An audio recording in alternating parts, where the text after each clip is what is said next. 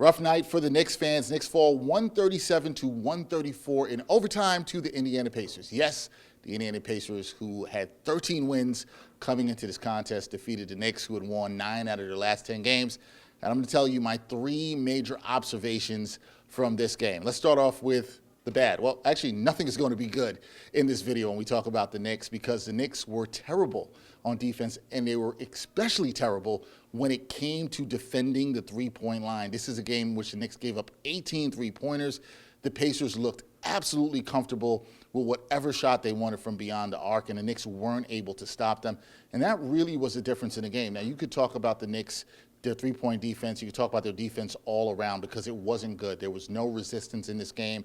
And it was a bit shocking, because this is a Knicks team that has played really good defense over this stretch in which they had won 9 out of 10 games coming into tonight, looking to make it 10 out of 11, but it wasn't meant to be. I think the thing that most people, including myself, would have said when you looked at this turnaround from the Knicks after that 2-9 stretch that we saw from them in January was that the defense looked competent. It was above average. It was trending upwards. And tonight, this was absolutely a disappointing effort against the Pacers. Again, this is a Pacers team that does not have Tyrese Halliburton, that didn't even have Ivica Zubac. He wasn't able to play today. They had Pascal Siakam, but they got whatever they wanted from downtown.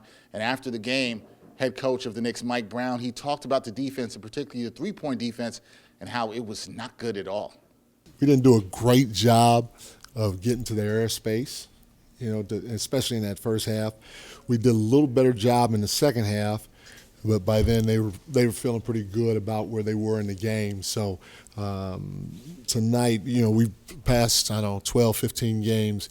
We've been pretty good getting the three-point shooters. We've been pretty good with our physicality on the ball, and a lot of other areas defensively.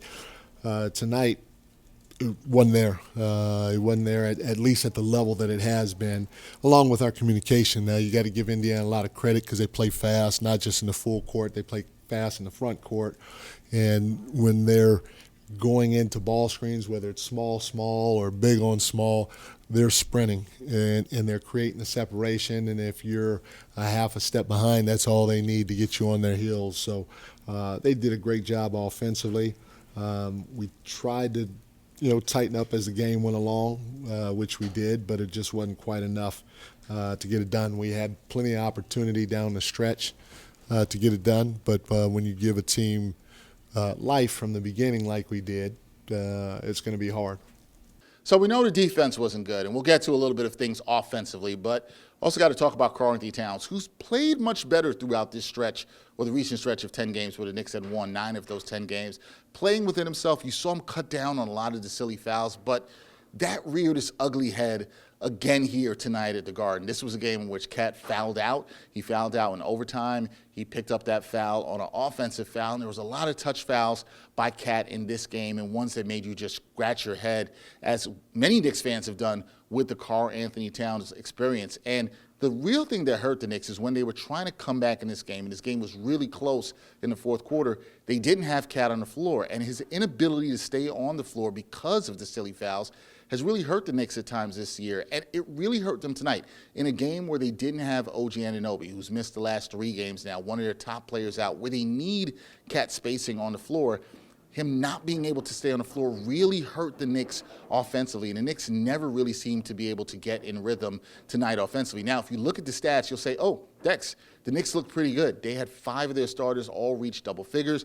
Jalen Brunson had a 40-piece and was really good in this one and hit some big-time shots that really kept the Knicks in this one. But you would have liked a little bit more in Cat, and sometimes it's not just about the points.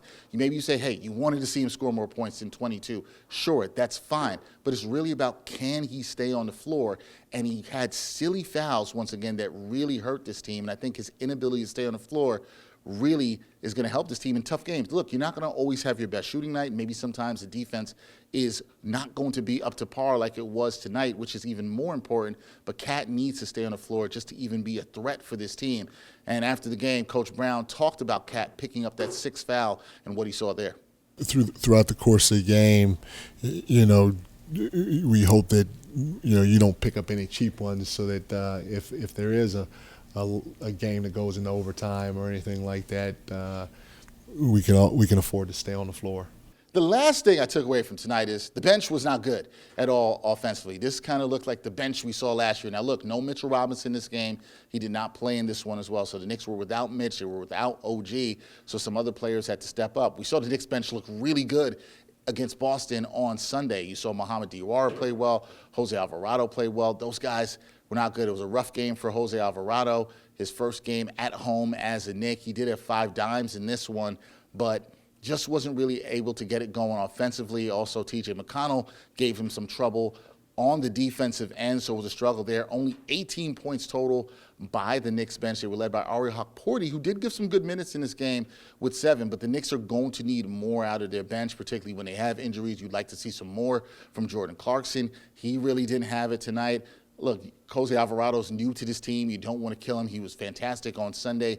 Not so much tonight. Mohamed Diawara is a rookie, and we know the Knicks are stretched thin a little bit with the guys they had out, but you need more from your bench. You needed somebody to pick it up, and I don't just mean offensively. I talked about the 18 points, but the bench wasn't good defensively either tonight, and when we talk about the defense, nobody was good for the Knicks defensively tonight, so it was a struggle for their bench. You'd like to see some more there. They need some more punch off the bench, and hopefully the Knicks can get that as they get healthier. Now, the turnaround for the Knicks is going to be really quick. They have a back-to-back. They play tomorrow night down in Philadelphia in the city of brotherly love against the Sixers. That will be their last game before the All-Star break. The Knicks against the Sixers this season are 1-2. They picked up their only victory against Philadelphia last month when they played that road Saturday game on the 23rd of January in Philadelphia. So the Knicks are going to try to get a win to close out this unofficial first half of the season before they get to the All-Star break, and we'll see if they can do that down in Philadelphia. But if you're a Knicks fan that wants to look at this one and say, hey, this was one of the worst performances of the season because of the stakes, because they came into this game winning 9 of 10, because the Pacers had 13 wins coming into this game, I completely understand it with you. It's a disappointing performance by the Knicks, considering how they were playing, how good they looked defensively, and to basically lay an egg on the defensive end tonight doesn't inspire much hope. But here's the beauty of basketball in the NBA, and the thing that's really dope. They have a chance to turn around tomorrow and end this part of the season on a high note with a win against Philadelphia. So we'll see if they are able to do it. A lot more coming up with us here on New York Got Game. We got a watch party tomorrow with the Knicks against Philadelphia. I'll be watching that with 2 special guests, so tap in for that. I'm Dexter Henry signing off for The Garden. We'll catch you next time on another edition of New York Got Game. New York City, in the Mecca of basketball, we only care about one team. And in New York Got Game, we're locked in on everything orange and blue. I'm Dexter Henry, host of New York Got Game, where we break down the biggest Knicks moments, talk to the voices that matter, from beat writers, content creators, to super fans like yourself, and of course, former and current players. We're putting a spotlight on the Knickerbockers you need to know. And we're here live to watch and react to the biggest games of the season. From the legends who built the culture to the stars chasing the next banner. This is the show for real Knicks fans. Knicks basketball is different. New York Got Game shows you why. We're coming to you twice a week, locked in on the greatest in this city. Be sure to tune in, tap in, and run with us. Subscribe and find us wherever you get your podcasts.